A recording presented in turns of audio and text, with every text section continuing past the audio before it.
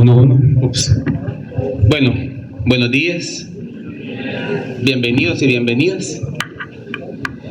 Dije yo, bueno, no había nadie afuera, está vacía la facultad. Pues sí, aprovechemos, ¿verdad?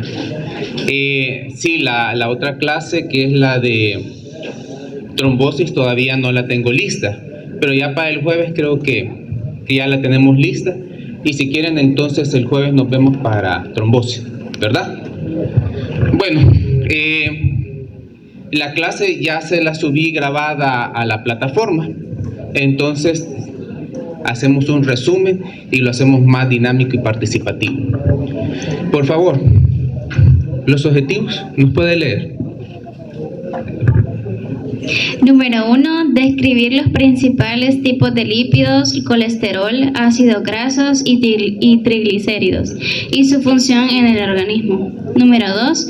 Comprender la importancia de las dislipidemias. Número 3. Conocer la fisiología y transporte de las lipoproteínas. Número 4. Definir la clasificación y evaluación de las dislipidemias. Y por último, número 5. Comprender los pasos para el tratamiento de las dislipidemias. Gracias. Muy bien, entonces veamos ahora. ¿Para qué sirve el colesterol? ¿Para qué es la importancia del colesterol? Ajá, por favor. ¿Perdón? Sí, por ejemplo, ¿qué hormonas son las esenciales que su estructura se basa en el colesterol? Un ejemplo, Fátima.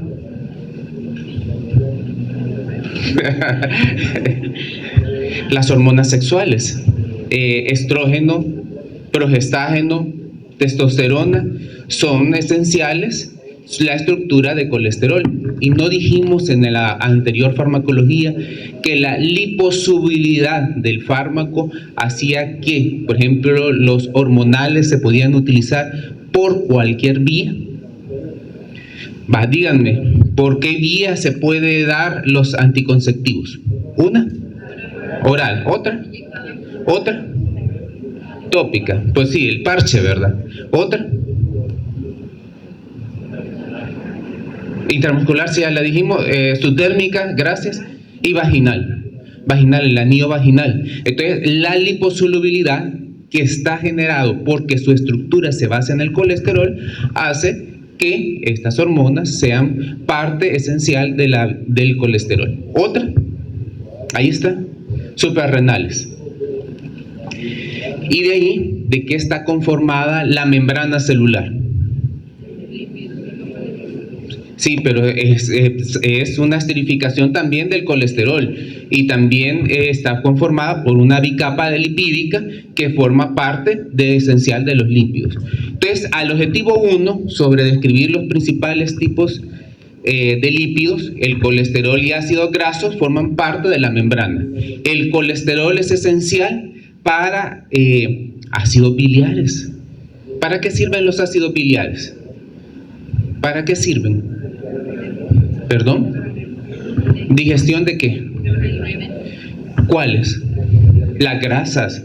Porque no podemos digerir normalmente las grasas, necesitamos esa esterificación de los ácidos biliares para poder realizarlo.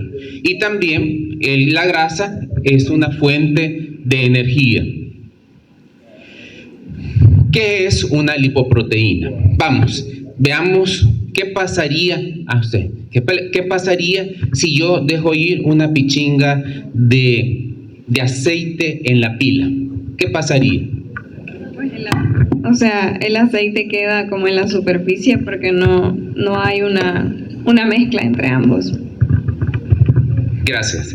Entonces, la sangre es un líquido. La sangre es un líquido. ¿Qué pasaría con la grasa cuando se encontrara en el líquido que es la sangre? Por favor. Pues se quedaría ahí también, pues, porque tampoco son tampoco se pueden mezclar entre ambos. Dos estructuras químicas distintas. Entonces, una cosa y una lipídica. Entonces, no se combinan. Entonces, igual, sería como un émbolo que obstruiría el vaso sanguíneo y no dejara pasar lo que es el líquido. Entonces, igual, la sangre necesita una estructura especializada para poder llevar el colesterol, los ácidos grasos y los lípidos, los triglicéridos, por la sangre, para evitar que estos obstruyan el vaso sanguíneo. Y para eso son las lipoproteínas. ¿Cómo está conformada una lipoproteína? Bueno, miren ahí, tiene una apolipoproteína, o sea, una proteína.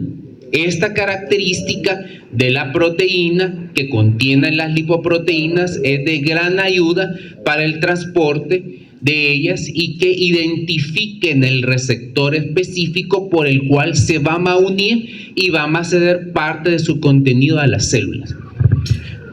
Por ejemplo, los kilomicrones tienen ApoB48 y el resto tiene ApoB100, y esa es la gran diferencia entre unas y otras. Y de ahí lo que ya conocemos: un centro graso, una bicapa fosfolipídica y colesterol en su centro.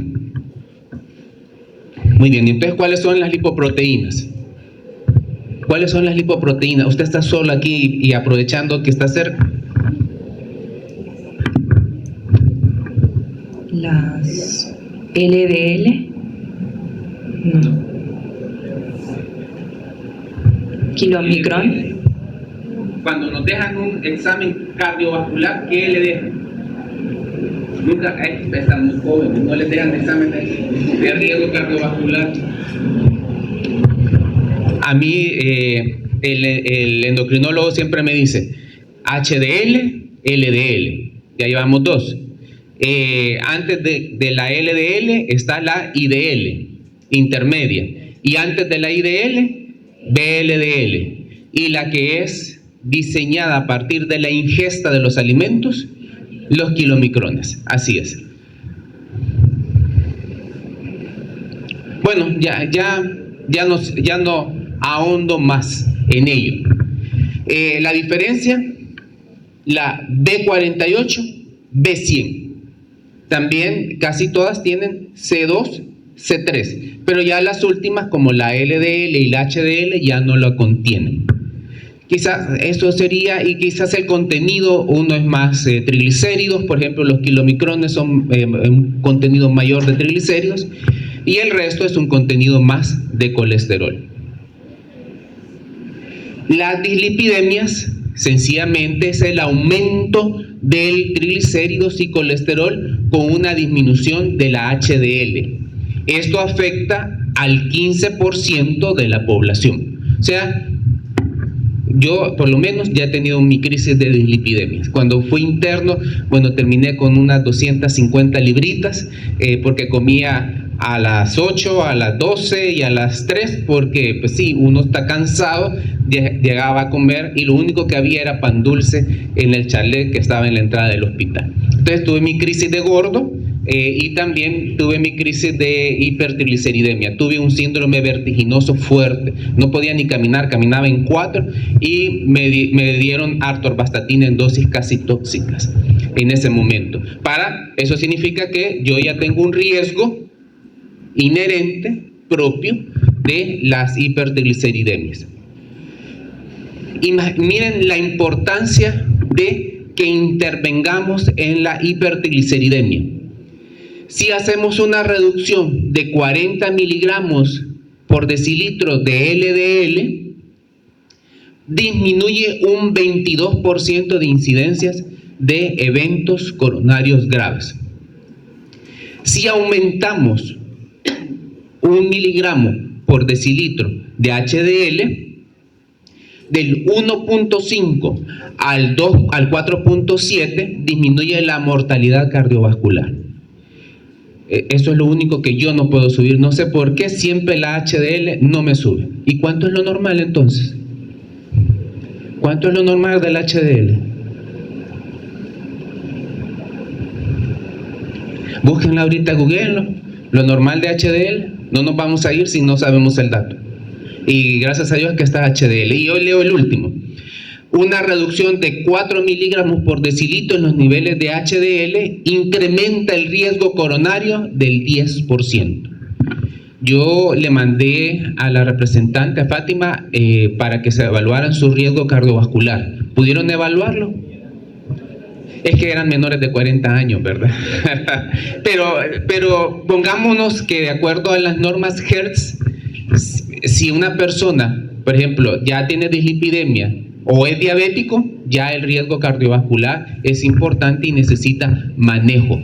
Lo que yo les mandé solo es la tabla de evaluación, pero luego de eso las normas Hertz de la OPS ya establece el tratamiento a seguir en cada una de las etapas, que eso no está ahí, quizás en otra oportunidad pues lo podamos visualizar. Una vía exógena, o sea, depende de la ingesta de alimentos. No me voy a detener aquí mucho y quizás solo quiero recalcar que tenemos un receptor, el NIMAN. Ese NIMAN es el encargado de absorber colesterol. Y farmacológicamente es donde intervenimos con la ezetimiba para inhibirlo.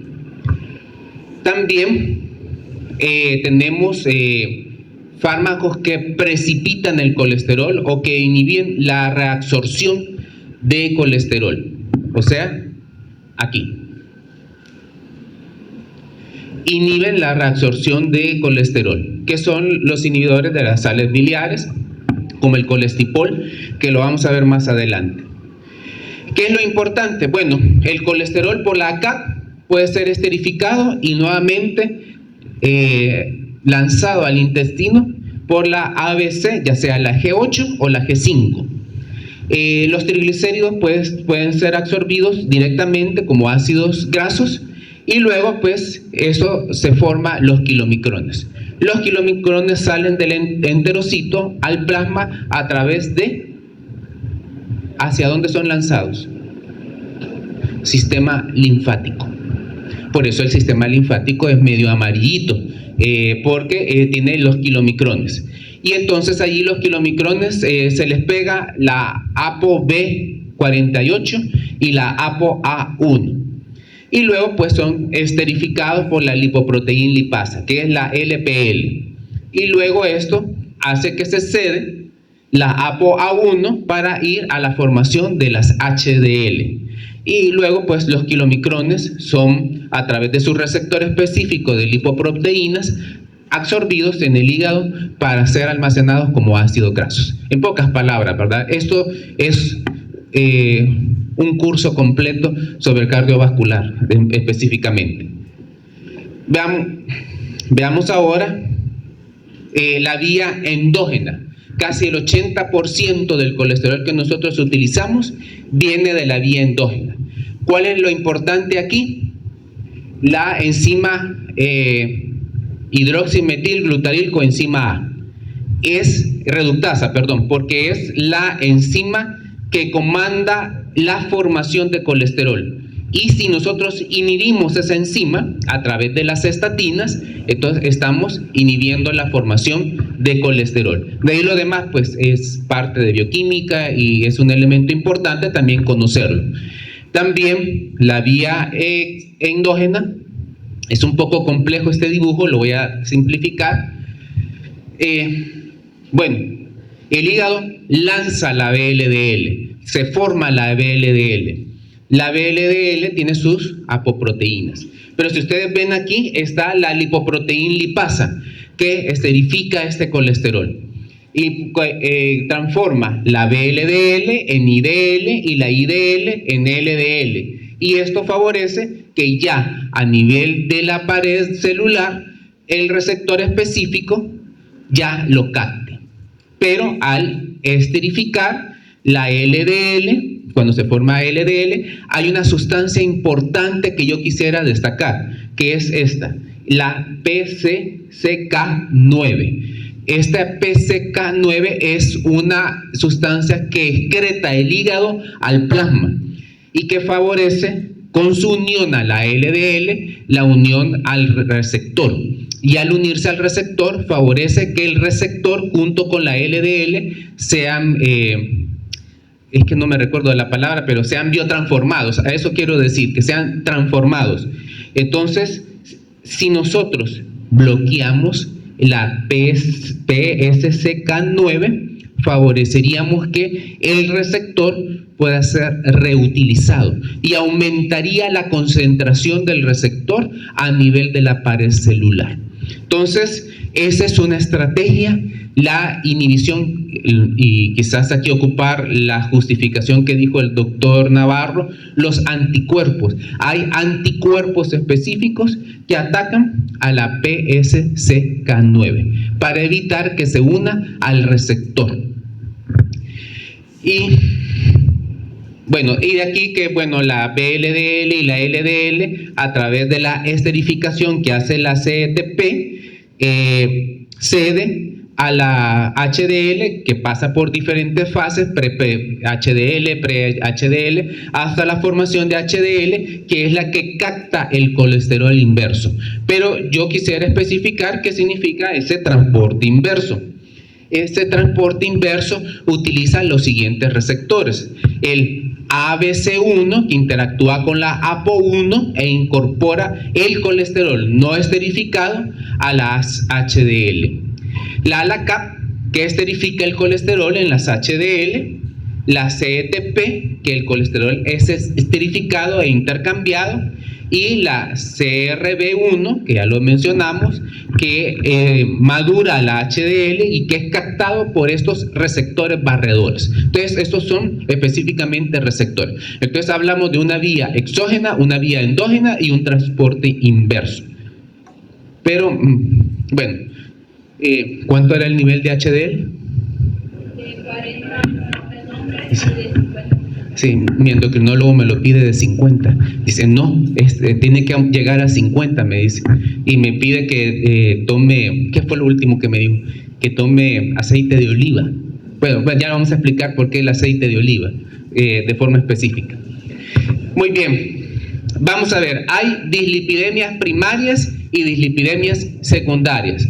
Ya dijimos que primarias son las provocadas directamente por una enfermedad, que son las dislipidemias genéticas, y las otras que son secundarias, que es el resto que estamos nosotros.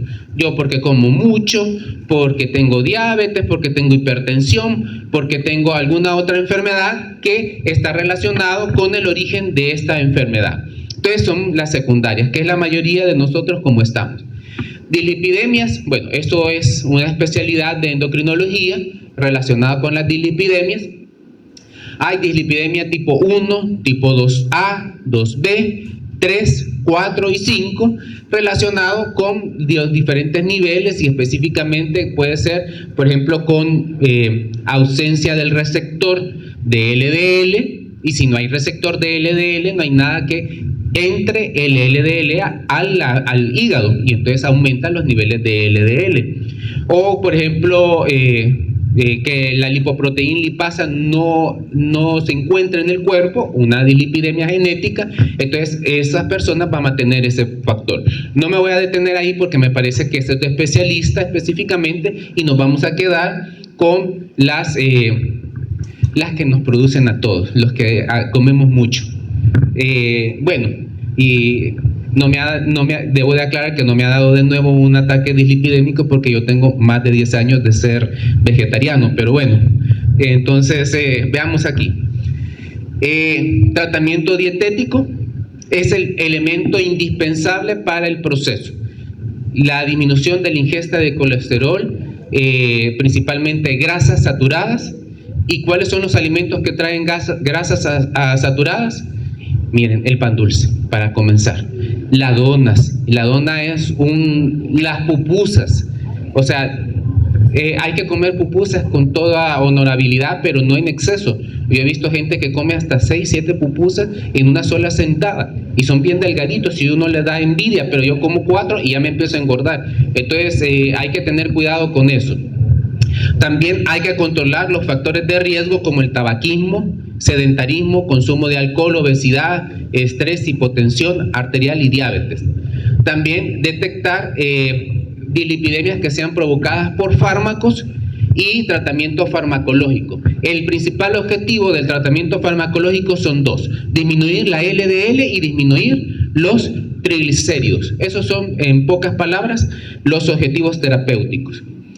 También el libro de texto habla que hay algunas situaciones que son especiales que debemos de ponerle mucha atención a ello. Primero, trata de comparar el Hertz relacionado con ello y habla de que hay un nivel alto de colesterol que tiene un gran riesgo, que es el de mayor de 200 miligramos por decilitro. Luego, pues el LDL puede tener un riesgo alto.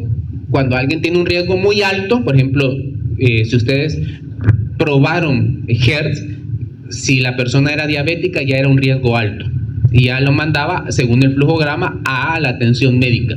Solo tener diabetes, pues el nivel que deberíamos de tener es menos de 70. Si, por ejemplo, no es diabético, sino que tiene una obesidad, es un riesgo alto, podríamos manejar 100. Y si es una persona como ustedes, por ejemplo, como Kevin, que es bien delgadito, entonces estaríamos 115 en la meta. O sea que podríamos comer un par de comidas de carne bien grasosas, ahí un par de días, unas 2 o 3 veces a la semana, de acuerdo al bolsillo, y no habría ningún problema. Bueno, eso es lo principal. Y los triglicéridos, manejar 150. El HDL, pues como ustedes mencionaron, si hay riesgo, debe ser mayor de 40, o en mujeres mayor de 48 principalmente. El riesgo muy alto está relacionado con enfermedad cardiovascular, diabetes, con lesión de órgano diana, insuficiencia renal y niveles de acuerdo al score de mayor o igual al 10%. Entonces, a esas personas, ya como mencioné anteriormente, si solo tener diabetes, debemos de buscar que los niveles de colesterol sean menores a 70. Y ahí hay una clasificación. Y vamos a los siguientes objetivos que están relacionados con los fármacos. Por favor. El objetivo 6 menciona clasificar los principales grupos de fármacos hipolipemiantes. El 7 es explicar la farmacocinética y la farmacodinamia de cada grupo de fármacos hipolipemiantes. El 8 es describir las principales indicaciones terapéuticas, efectos adversos y contraindicaciones de cada fármaco hipolipemiante. El 9 es describir los efectos pleiotrópicos de las estatinas. Y por último, establecer la utilidad clínica de las combinaciones de los fármacos hipolipemiantes. Bueno, muchas gracias. Entonces, ahora vamos ya con los fármacos. Y como hablamos del gold estándar, cuando hablamos del gold estándar, hablamos del fármaco con mayor eficacia. Tenemos que hablar de las estatinas. Las estatinas son atorvastatina, fluvastatina, lovastatina, pivastatina, pravastatina, rosuvastatina y simvastatina. ¿Cuál es el mecanismo de acción?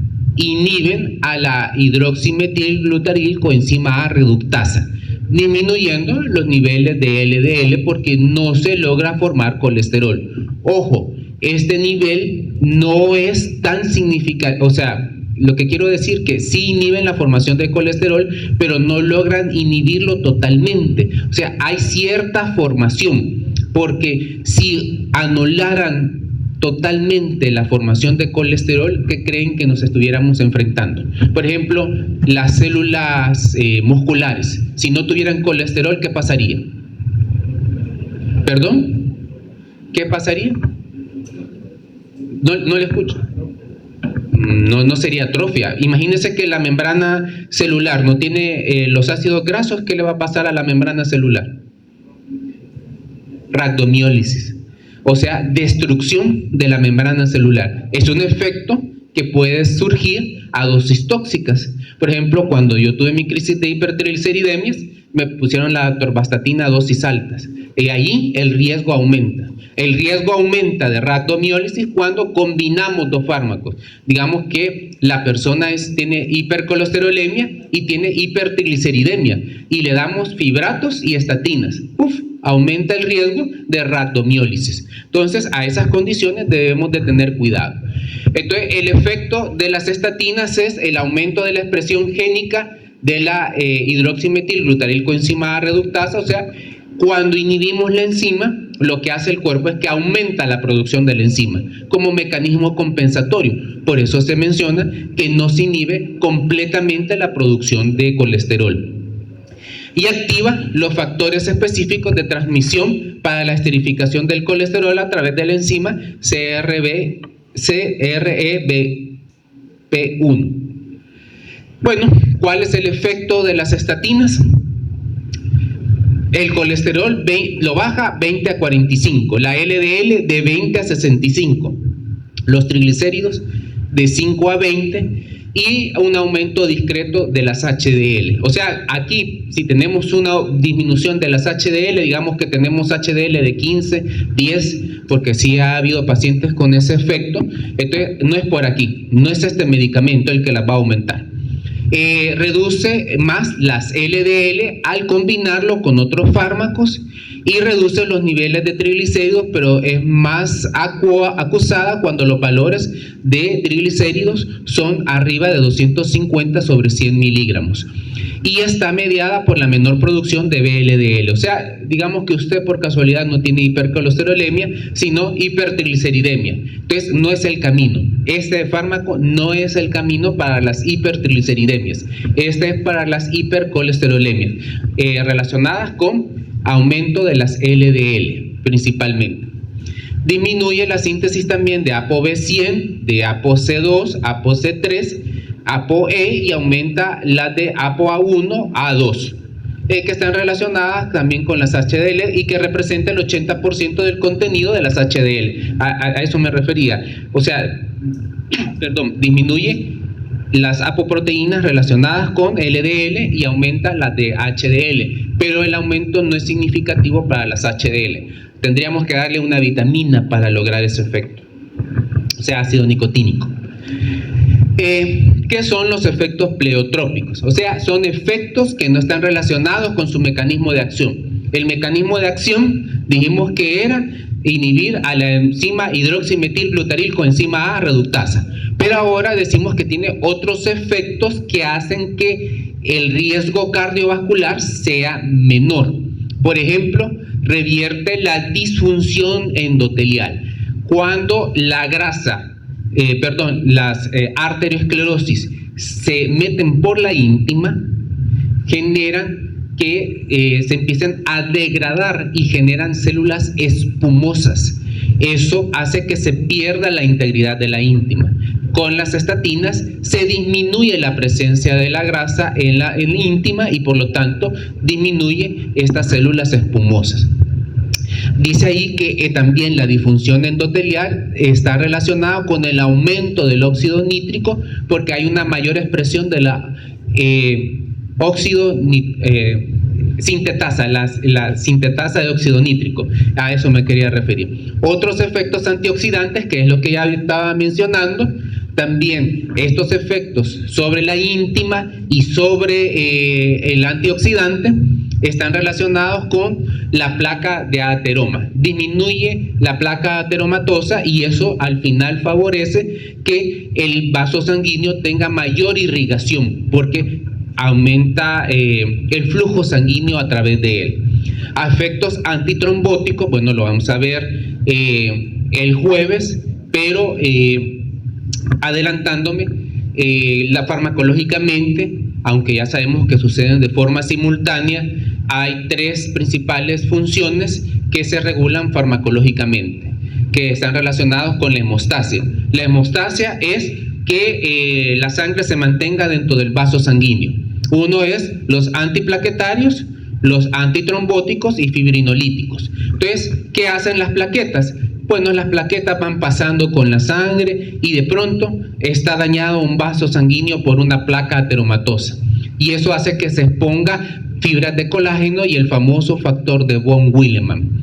Y eso hace que llame a las plaquetas. Y van las plaquetas directo y se unen por diferentes receptores como el G2A y 3B y ahí se van y se pegan, y después hay otros factores que las plaquetas, porque las plaquetas tienen gránulos en su centro, como el ADP, tromboxano A2, y eso hace que las plaquetas se vayan metiendo y juntando y más, y eso hace, está relacionado con las placas ateromatosas. O sea, viene la placa ateromatosa y se expone el factor de von Willeman, las fibras de colágeno, y eso hace la quimiotaxis, que lo vamos a ver con más detenimiento el jueves cuando veamos la clase. Y por supuesto, efectos protectores cardiovasculares. Las estatinas se dan principalmente por vía oral, no sufren un importante efecto de primer paso, pero sí, bueno, ya lo vamos a ver el metabolismo. Lovastatina y simvastatina son profármacos, o sea, lo damos, son inactivos y se activan a través del metabolismo. Lovastatina aumenta su absorción con alimentos y no la atorvastatina, fluvastatina y pravastatina. Por eso estos fármacos, principalmente la atorvastatina, que es una de las más potentes, por no decir la más potente y cara del mercado, se recomienda tomarla en ayunas. La distribución es baja, se unen en 95, y su administración una vez al día por la tarde, porque de acuerdo al ciclo circadiano, pues es el momento donde se biotransforma o se genera mayor producción de colesterol. La distribución es baja, se unen bastante a proteínas, a excepción de la pravastacina del 55%, y la característica de estos fármacos es que atraviesan la barrera, cualquier barrera, ya sea barrera placentaria o barrera hematoencefálica. El metabolismo, quizás, y si ustedes ven en la lectura, cada uno de estos fármacos, cada uno, son 7, cada uno se une, son metabolizados por una enzima distinta. No les voy a preguntar eso, ¿verdad? Me basta con que sepan que el citocromo P450 los metaboliza, pero sí, ahí habla la A2, 3B, y así cada uno metaboliza cada uno de ellos. La semivida de ellas es de 1 a 3 horas, y con excepción de la robuvastatina y la atorvastatina, y quizás esta sea la razón que tenga mayor vida media y mayor potencia del fármaco. Y por eso la atorvastatina y la rosuvastatina son las más potentes del mercado dentro de las estatinas. Y su eliminación principalmente es biliar y renal. Sí cambió, ¿verdad? Sí. Bueno, los efectos adversos, un listado. No me voy a detener en ellos. Ya saben que si son principalmente por vía oral y están relacionados con el colesterol, están sus efectos gastrointestinales, neurológicos también, porque pasan la barrera hematoencefálica, síndrome pseudogripal provocado por 3 de las 7, enrojecimiento cutáneo y exantema. Pero yo me quiero detener aquí, que es la razón por la cual estas estatinas debemos de vigilar a través de examen médico. Primero, la miopatía, que pueden provocar mialgia y debilidad, fatiga muscular y aumento de los niveles de creatincinasa. Inclusive dice que aumentan los niveles mayor a 1000 unidades. Ya nos debe de llamar la atención de que estamos próximos a una rhabdomiólisis, que es lo que debemos de buscar prevenir. De ahí, si se asocian a varios hipolipemiantes, la dosis de estatina no debe de superar el 25% de la dosis máxima, y el paciente debe de mantenerse bajo control. Y, perdón, aquí me pasé esta, que también es importante, la hepatotoxicidad. Son fármacos hepatotóxicos por excelencia. Entonces, hay que vigilar esos estados, y lo podemos vigilar a través de las transaminasas. Recuerden que uno de los principales factores en los cuales interviene en la fisiología el hígado es a través del metabolismo, y la forma de evaluar el metabolismo del hígado es a través de las transaminasas. Una elevación de las transaminasas nos está refiriendo que hay una posible toxicidad en potencia. Y el libro de texto, si no me equivoco, habla que cada 6 semanas, si no me equivoco, 6 semanas, ahorita se me ha escapado el dato, pero sí da un parámetro de tiempo en el caso de pacientes que tengan una dislipidemia familiar, que tienen que tomar estos fármacos de por vida, o pacientes con una crisis dislipidémica, en el cual el efecto máximo de la dislipidemia sería, lo que yo puedo evitar es la pancreatitis. la pancreatitis. Entonces, cuando hay paciente debuta con pancreatitis y una dislipidemia y hay que dar dosis alta del fármaco y por un periodo de tiempo muy largo, entonces estos dos parámetros, la hepatotoxicidad y la miopatías, es la que debemos de vigilar, porque ya si se instaura la rhabdomiólisis, el riesgo de morir por el uso de estatinas se eleva. O sea, es como, vamos, ¿cómo le diría yo que es la rhabdomiólisis? Es como que le cayera un muro en un temblor y eso que generara un síndrome de aplastamiento con destrucción celular es la palabra. Entonces, eso podría ser similar. Entonces, hay que evitar la rhabdomiólisis a través de la observancia de la creatincinasa y evitar la hepatotoxicidad a través de la vigilancia de las transaminasas de forma específica. De ahí hay fármacos que interactúan con las estatinas, los fármacos que aumentan la concentración plasmática de atorvastatina, lovastatina y simvastatina, está ahí el listado. Otros disminuyen las concentraciones, y si ustedes se fijan, casi todos los que disminuyen las concentraciones están relacionados con anticonvulsivantes. Perdón. Las que aumentan las concentraciones de fluvastatina y rosuvastatina son la miodarona, antidepresivos, fluconazol, un antimicótico, isoniazida y otros, metronidazol, por decir algunos. Las estatinas que no se vio otra forma, dijimos, era la pravastatina en excelencia. Y contraindicaciones: hipersensibilidad, hepatopatías, embarazo y lactancia y coadministración de inhibidores potentes de la citocromo P450, como por ejemplo los anticonvulsivantes. Bueno, ¿cuáles son las indicaciones clínicas de las estatinas? Dos principales: reducir los niveles de LDL en pacientes con hipercolesterolemia y aquellos con hipercolesterolemia familiar heterocigota, y en la hipercolesterolemia familiar homocigota y su eficacia es menor, ya que hay carencia del receptor LDL. Y por supuesto, hipercolesterolemias provocadas por vía exógena. Ahora hablemos del segundo fármaco, y aquí nuevamente recordarles que tenemos de nuevo el PPA, pero ahora el PPA alfa. Este receptor que ya lo habíamos mencionado en diabetes con las tiansilodionas, que ayudaban a disminuir los niveles de glucosa, aquí nuevamente lo volvemos a mencionar porque está relacionado con la reducción del colesterol, de los triglicéridos, porque mencionamos que las estatinas sirven para la hipercolesterolemia y los fibratos para la hipertrigliceridemia. ¿Qué hace este receptor cuando es estimulado? Miren, aumenta la lipoproteína lipasa. ¿Y qué hace la lipoproteína lipasa? Esterifica el colesterol en las lipoproteínas, lo cual biotransforma a las VLDL en IDL, IDL en LDL, y después la LDL cede su colesterol esterificado a la HDL. Entonces tiene que ver con el transporte inverso también. También dice que disminuye los kilomicrones porque los kilomicrones también son biotransformados. De ahí aumenta la expresión de los transportadores de ácidos grasos y su captación por el hepatocito. Disminuye la ApoC3 y ApoB en el hígado y en el músculo esquelético, aumentando esto el catabolismo de los triglicéridos. Facilita la biotransformación de VLDL a LDL, obvio, es la que los esterifica y la biotransforma, y incrementa la producción del CRB1, que estimula la producción del receptor LDL, y esto aumenta la captación de la LDL y por lo tanto disminuyen sus niveles. Los fibratos, ¿cómo actúan en concreto? Esta imagen es de Golan.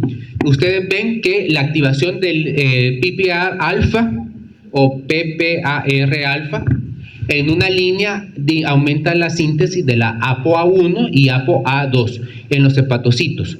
Esto favorece el aumento de las HDL. Entonces, este fármaco sí vamos a tener un aumento significativo de las HDL. También disminuye la síntesis de ApoC3 y la expresión de lipoproteína lipasa en las camas vasculares musculares, aumentando la captación de ácido graso y la oxidación del ácido graso, y eso al final disminuye el triglicérido. Y una tercera línea es que aumenta la oxidación del ácido graso en los hepatocitos, disminuyendo la síntesis de triglicéridos y por lo tanto disminuye los triglicéridos en plasma. Por lo tanto vamos a decir que los fibratos son esenciales para las hipertrigliceridemias y no para las hipercolesterolemias. En concreto, las estatinas que disminuyen la producción de colesterol sí son importantes para ello. Entonces los fibratos son bezafibrato, fenofibrato y el genfibrosilo. Estos fármacos reducen la VLDL y triglicéridos de un 20 a un 50% y aumentan la HDL de un 10 a 20%. Por lo tanto, y apenas modifican la LDL. Sus acciones es por el aumento de la concentración de LDL, debe asociarse con estatinas, es lo que les mencioné, que generalmente el paciente cuando debuta con una enfermedad de estas, hipertrigliceridemias o hipercolesterolemias, viene combinada con las dos cuando es por ingesta de alimentos. Entonces siempre vamos a tener que darle estatinas y fibratos. Entonces en este caso cuando se debuta y se da esta también, puede estar relacionada con eventos que ya lo mencionamos. Y cuando se da esto, aumenta la excreción biliar de colesterol y está relacionado con litiasis biliar, acción antitrombótica y antiinflamatoria también. Con respecto a la farmacocinética, los fibratos se dan por vía oral. El fenofibrato es parcial y aumenta su absorción con las comidas. Su distribución es que se une a proteínas, pero también pasan las barreras hematoencefálica y placentaria, y de ahí proviene su prohibición durante este periodo. Su metabolismo es que todos se hidrolizan a ácido fíbrico activo, sufren conjugación y pueden sufrir recirculación enterohepática, y su excreción es biliar y hepática. Los efectos adversos de los fibratos, pues muy similares a las estatinas: náuseas, vómito, dolor, cutáneas, prurito, exantema, neurológicas, cefalea, visión borrosa, fatiga, aumento del apetito, impotencia y disminución del líbido. También aumentan las transaminasas y la excreción biliar, principalmente en pacientes con obesidad, diabéticos y con patología biliar. También hay un mayor riesgo de miopatías cuando se combina estatinas con fibratos, y están contraindicados en pacientes con insuficiencia hepática, renal, alcoholismo, hipoalbuminemia, niños y en mujeres durante el embarazo y la lactancia. En niños más porque están en crecimiento. Indicaciones de los fibratos: hipertrigliceridemias. Por excelencia, no disminuye la LDL y son también útiles para la prevención cardíaca. Vamos a ver ustedes cuando veamos el taller de cardiología integrada, cuando hablemos del infarto agudo de miocardio, que uno de los fármacos que forma parte del tratamiento del infarto es las estatinas. O sea, todo paciente que sobrevive a un infarto debemos de darle estatinas para disminuir el riesgo de repitencia de un evento como tal. Bueno, el tercer fármaco sería el ácido nicotínico. Muy poco lo menciona el libro de texto. Quizás aquí yo debo de aclarar que sí les voy a pedir que revisen el contenido del ácido nicotínico que está en Gola. Aquí solo voy a dar el mecanismo de acción. Aquí principalmente la niacina tiene un receptor específico, y ¿qué hace este receptor? Pues disminuye las lipasas. Esto, al disminuir las lipasas, los ácidos grasos libres en plasma también son reducidos, y eso aumenta la síntesis de triglicéridos, y reduce la síntesis de triglicéridos. Y por lo tanto la VLDL también es reducida, también la LDL, pero eso hace que se aumente, y aquí lo podemos ver, a pesar de que disminuya los ácidos grasos, los triglicéridos, la VLDL y la LDL, y la entrega a la célula, pero aumenta la entrega de colesterol a la HDL. Por lo tanto, la niacina aumenta los niveles de HDL y es el fármaco que puede ser que se puede utilizar para potenciar niveles bajos de HDL. Y también reduce la eliminación de la ApoA1, que es una de las apoproteínas elementales de las HDL, y por lo tanto este fármaco aumenta el transporte inverso de colesterol. De ahí pues tenemos el cuarto fármaco, ¿verdad? Estatina, fibratos, niacina, así. Tenemos la alirocumab y envolocumab. ¿Qué habíamos mencionado? Pues miren, ustedes pueden ver aquí, aquí está. La PCSK9 es fabricada por el hígado. Esta proteína, bueno, digamos sustancia, se une al receptor de LDL y cuando se une al LDL, pues ayuda a que se invagine y al invaginarse su destrucción en un liposoma. Cuando damos alirocumab o evolocumab, ¿qué es lo que pasa? Que miren, no está el PCSK9, desapareció. Y entonces, ¿qué pasa? El receptor es reutilizado. O sea que aumenta la expresión del receptor en la célula hepática. Y eso favorece a que sea captada la LDL. Entonces es un fármaco específicamente para ello. Evita la degradación del receptor.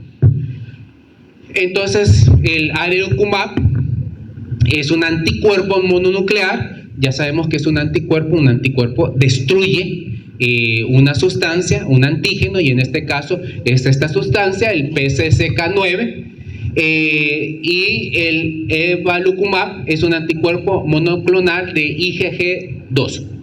Se une a la sustancia circulante e impide la degradación del receptor de LDL. El RLL es reciclado y los efectos es sobre el colesterol, una disminución de un 30-40%, de la LDL de un 52 a 65% y del colesterol no asociado a HDL de un 42 a 52%, la ApoB a un 40-50% y la lipoproteína de un 25 a 30%. O sea, también tiene un efecto. ¿Y cuándo lo vamos a utilizar? Miren, en esos pacientes que tienen más grasa que sangre. O sea, con niveles de hipercolesterolemia de 800, 900. Yo tuve un compañero que también debutó con una pancreatitis y tenía los niveles de colesterol de 1100.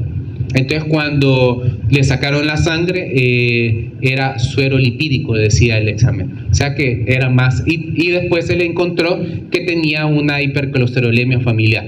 O sea que no podía biotransformar la lipoproteína lipasa y ya quedó de fármaco como tal, ¿verdad? Siempre maneja niveles de 250, 300, pero no llegó a los 1100 que ya le generaba la pancreatitis. A esos casos, a estos pacientes, hay que darles no solo estatinas, sino hay que darles dos fármacos. Los inhibidores de la PCSK9 son administrados vía subcutánea. Tienen reacciones locales como enrojecimiento, picor, edema, dolor en la zona de inyección, cuadros pseudogripales y cognitivos como memoria y confusión, o sea, pérdida de la memoria y confusión, principalmente de corto plazo. Las indicaciones son en la hipercolesterolemia primaria, heterocigota y no familiar o dislipidemia mixta, y las estatinas aumentan la producción de PCSK9, por lo tanto combinarla con las estatinas no es ilógico, ya que las estatinas aumentan esta sustancia, entonces estamos inhibiendo también que esta sustancia y aumentar la captación de LDL. Entonces no es ilógico su utilización y su vida media es de 17 a 20 días. El quinto fármaco son los secuestradores de sales biliares o de ácidos biliares. Está la colesteramina, el colestipol y el colestebam. Son resinas catiónicas que, como lo dicen, son cationes, se unen con las sales biliares, positivos o negativos, hacen un enlace covalente y por lo tanto eso ya evita que sean absorbidas en el intestino y sean excretadas por las heces. El intestino se une los ácidos biliares cargados negativamente, formados complejos que no se absorben, inhiben la circulación enterohepática y la absorción digestiva de colesterol hasta 10 a 15 veces, y por lo tanto el principal efecto sería atorrea de estos fármacos, o sea, diarrea con grasa. Porque si no se absorben los ácidos biliares porque se unen a este fármaco, entonces ese es el principal efecto. Generalmente cuando se utilizan estos fármacos se estimulan la 7-alfa hidroxilasa hepática, enzima limitante de la conversión de la colesterol a ácidos biliares, aumentan la densidad de los receptores, la captación hepática hasta un nivel de 25% y aumentan la actividad de la hidroximetilglutaril coenzima A reductasa. Sus efectos adversos es náusea, distensión abdominal, meteorismo, estateorrea y estreñimiento. Reducen la absorción de vitaminas liposolubles, que serían la ADEC, A, D, E y K. Y múltiples fármacos están contraindicados en menores de 6 años porque pueden estar relacionados con diverticulitis y hipertrigliceridemia. ¿Ya saben qué es la diverticulitis? Bueno, búsquenlo por favor y salimos de un solo. Y las indicaciones: hipercolesterolemia tipo 2B, que no se controla con estatinas, en las que están contraindicadas también las estatinas. Y el último fármaco, la ezetimiba. ¿Diverticulitis quién lo tiene? Ya, Ceci, vamos. Ahorita veamos. Dice que es la formación de vejigas o bolsas que se dan en la pared del intestino, el cual se llaman divertículos, y esta aparición es muy común en el colon, sobre todo en el sigmoides. Entonces, en resumidas cuentas, es como esa formación de vejigas. También algunos libros dicen como una invaginación de la mucosa, específicamente en la diverticulitis. Entonces estos fármacos favorecen ese efecto. Muy bien, entonces la ezetimiba, gracias, la ezetimiba, mencionamos el receptor Nidman. Viene el colesterol que ingerimos en la dieta, es esterificado y es absorbido como una micela, así sería, micela. Sí. Entonces, ¿quién lo absorbe? El transportador NPC1L1, Nidman. Este Nidman es inhibido por la ezetimiba. La ezetimiba, pues, es una proteína que se une al receptor y evita la absorción intestinal de colesterol. Reduce los niveles de LDL en un porcentaje similar a que se consigue con la dosis de estatina. Hay menor riesgo, porque siempre hay producción de colesterol, de miopatías y hepatopatías, ya que no actúa en el hígado, sino en el intestino, entonces hay menor efecto ahí.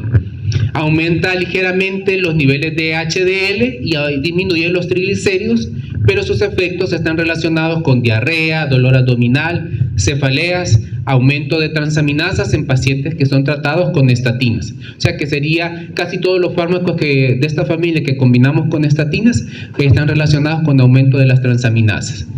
Se utiliza asociado a las estatinas, no puede ser monoterapia porque no presenta una gran eficacia terapéutica,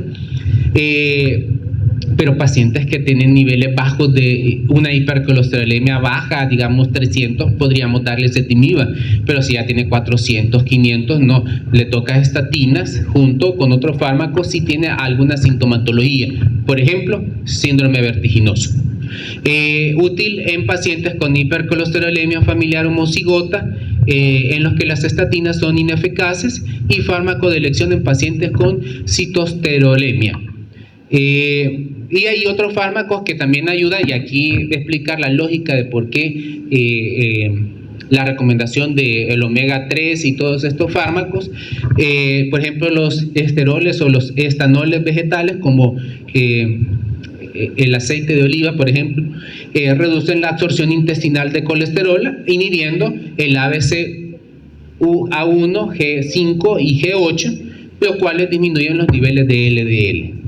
Los ácidos grasos poliinsaturados, o los famosos aceites de origen de pescado, ¿verdad? El omega 3, inhiben la síntesis y aumenta la beta oxidación de ácidos grasos, reduciendo la síntesis de triglicéridos y VLDL.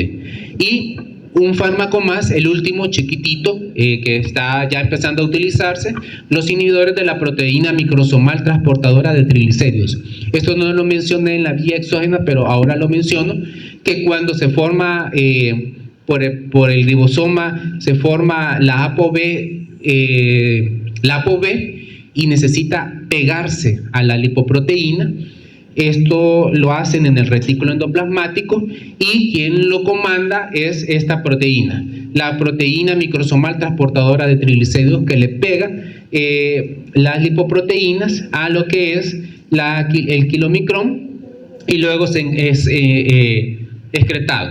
Y bueno, pues hay inhibidores como la lomitapida, que es un inhibidor de la MTP, que es una proteína de transferencia lipídica intracelular, y del retículo endoplasmático de enterocitos y hepatocitos, que es necesaria para la síntesis de las lipoproteínas que contienen ApoB.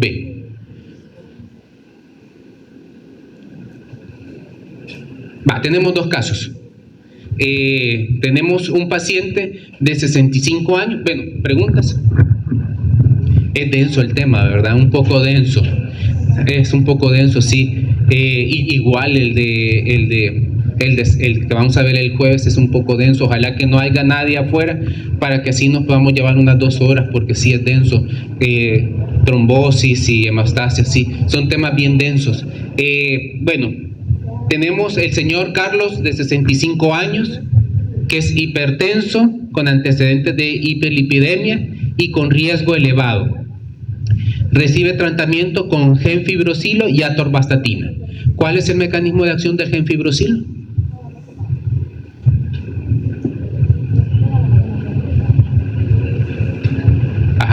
¿Mecanismo de acción? No.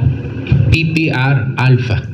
Es que actúa sobre un receptor específico para la disminución de la producción de las grasas. ¿Y las estatinas? ¿Ese sí? ¿Mecanismo de acción? Inhibir hidroxi y coenzima A reductasa. Muy bien. Acude a emergencia del hospital con dolor y calambres en miembros inferiores. Y entonces la pregunta es: ¿qué examen referiría para evitar los efectos adversos que puedan sufrir el señor Carlos? Entonces, ¿a qué nos estamos exponiendo ahí con el señor Carlos? A una miopatía. O sea, puede el paciente acercarse a una rhabdomiólisis. Entonces, ¿qué exámenes le vamos a dejar? ¿Perdón? Queratin sinasa. Queratin. Así es. Y si son los niveles mayores a 1000 unidades, entonces ya sabemos que el paciente está en alto riesgo.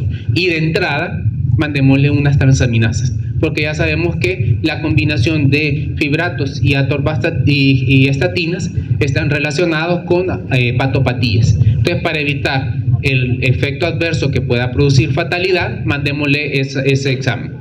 Muy bien, de ahí tenemos a Julio, de 24 años, que es hipertenso, con índice de masa corporal de 31. 31 es obesidad, ¿verdad? Obesidad mórbida. Y ya dijimos que también la circunferencia mayor de 100. Bueno, ahora hablan de mayor de 90, nos quieren más delgaditos, entonces ya es un riesgo cardiovascular. Dice que recibe atorvastatina. Las cifras actuales de colesterol son de 180. ¿Cuánto es lo normal? No mayores de 150. Triglicéridos normales y la LDL de 120.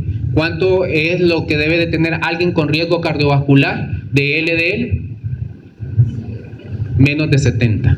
O sea, ya nos está llamando la atención. Gracias a Dios que la HDL está en 50. Y si es hombre, esperamos que sea mayores de 40. Si es mujer, mayores de 48. Entonces dice, su examen físico y de laboratorio no indica ningún riesgo adicional. Gracias a Dios. ¿Qué fármaco adicionaría para lograr la meta terapéutica? Dijimos que estaba fibratos, estatinas, ácido nicotínico, gemfibrosilo, precipitadores de ácidos biliares y topinamida. ¿Cuál de esos podemos agregar? No tiene un nivel, bueno, pero sí, de acuerdo a las normas Hertz, sí se pasa. Hay que bajarle los niveles rápido. Entonces, ¿qué opciones tenemos?